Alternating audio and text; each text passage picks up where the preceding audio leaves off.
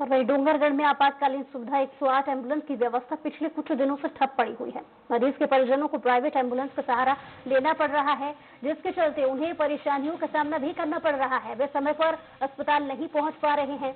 इस संबंध में जब सहायक चिकित्सा अधिकारी TL देवांगन से पूछा गया तो उन्होंने अनभिज्ञता जाहिर कर दी और मुख्य चिकित्सक अधिकारी VP एक्का से फोन पर बात करनी चाहिए तो उनका नंबर स्विच ऑफ मिला।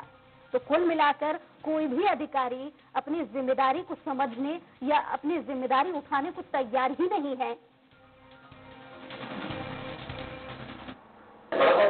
स्वाद तो बहुत दूर की बात है सर। यहाँ तो सुबह आओ 8 बजे खुलने का टाइम है बोलते हैं, 10 बजे तो डॉक्टर नहीं आए रहते हैं, और शाम रात में भी आओ तो डॉक्टर बोलते हैं अभी तबीयत खराब हो क्या।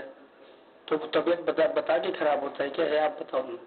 वो अनकॉन्शियस स्थिति में उसको लेके लाए थे और उसको प्रारंभिक जांच में थोड़ा सा ब्लड प्रेशर बढ़ा हुआ था और बेहोशी की हालत में था मरीज, इसलिए उसको जो है प्राइमरी ट्रीटमेंट के हायर सेंटर में फर्दर इन्वेस्टिगेशन और ट्रीटमेंट के लिए भेजा गया है।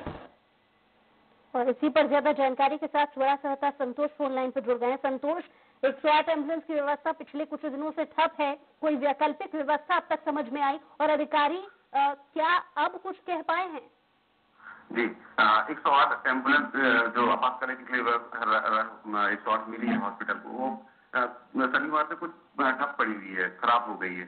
इसके पहले भी शिकायत की गई थी कि इसमें इसकी जो गाड़ी है वो जर्जर स्थिति पे है, उसको चेंज किया जाए, लेकिन अधिकारी यहाँ पर ध्यान नहीं दिया। आखिरकार कुछ दिनों से एम्बुलेंस खराब होने की जानकारी है, लेकिन कोई कैमरे के सामने आके जानकारी नहीं दी पाई है। और हमने जब इस संबंध में अधिकारी से चर्चा करने का प्रयास किया, फोन पर पूछे कि क्या किस कारण से यह स्तर की व्यवस्था हो पाई है, तो उनकी जो फोन है स्विच ऑफ आया।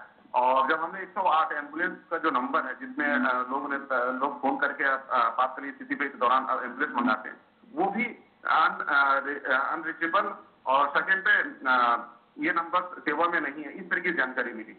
और हमने जब हॉस्पिटल जाकर देखा तो वहां पर किसी प्रकार की वैकल्पिक सुविधा नहीं नजर आई है। वहाँ जो मरीज आ रहे हैं उनके परिजन महाबलेश्वर मंदिर जो ट्रस्ट समिति जो संचालित चिकित्सा संचालित कर रही, वहाँ के एम्बुलेंस को मंगाया जा रहा है, जबकि उसका रेट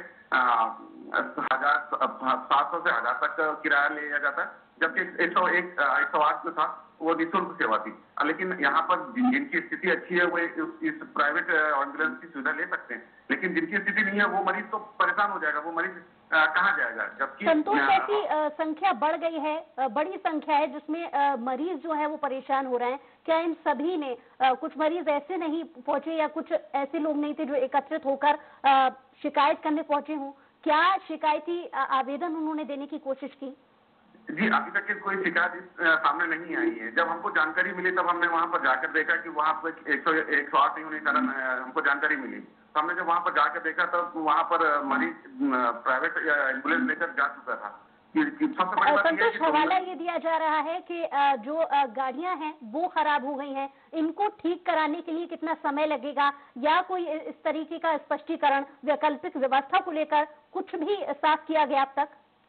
नहीं, अब कल जो हमने स्टाफ से जानकारी लेनी चाहिए तो स्टाफ यही कह रहा था कि हमको जानकारी नहीं है, लेकिन अंदर से जो जानकारी मिली वो ये है कि शनिवार के आसपास कुछ दिनों पहले एम्बुलेंस रास्ते पर खराब हो गया था, जिसके कारण यहाँ पर एम्बुलेंस सुविधा नहीं दी जा रही है।